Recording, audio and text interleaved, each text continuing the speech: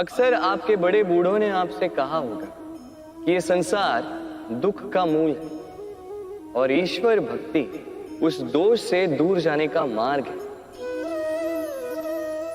किंतु सोचिए, यदि ये संसार दुख का सागर होता तो क्या नियति आपको यहां पर जन्म लेने देती?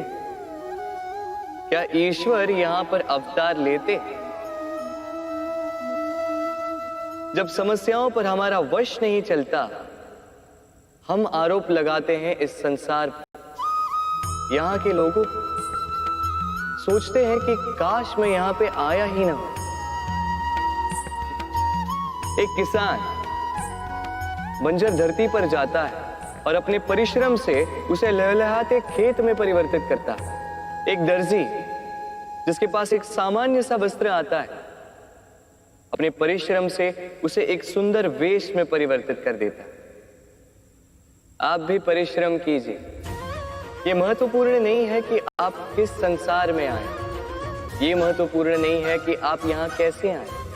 यदि कुछ महत्वपूर्ण है तो वो ये है कि जब आप गए तब आप इस संसार को कैसा छोड़कर गए। तो ये सोचकर जिए कि जो किसी के लिए नरक है उसे किसी का स्वर्ग बना के निकलोगे तो आपका जीवन और आपका संसार दोनों धन्य हो जाएंगे।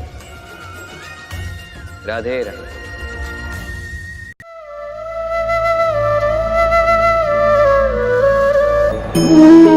हम सबको कभी न कभी तो क्रोध आता ही और आएगा भी।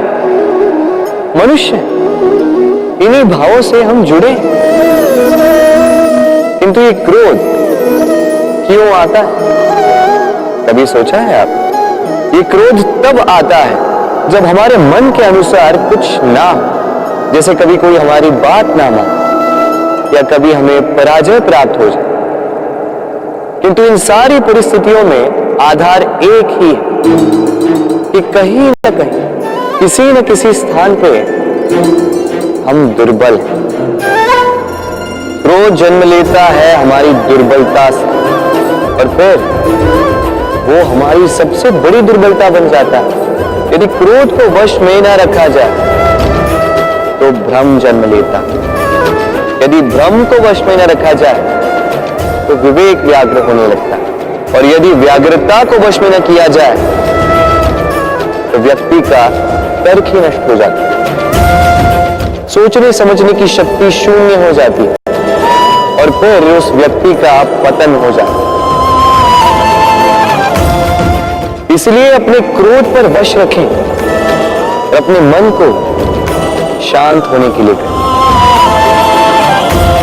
राधे राधे।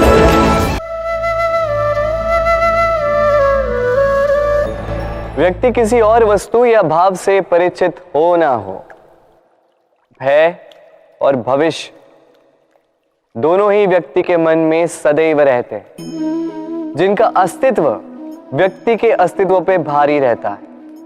विचित्र है ना? वह वो है जिसे आप नहीं जानते, जो अनजान है, और इसी कारण आपको भय लगता है कि ना जाने क्या होगा। भविष्य वो है जो अब तक घटा ही नहीं, तो जो घटा ही नहीं उसके विषय में चिंता क्यों? आपके हाथ में है वर्तमान।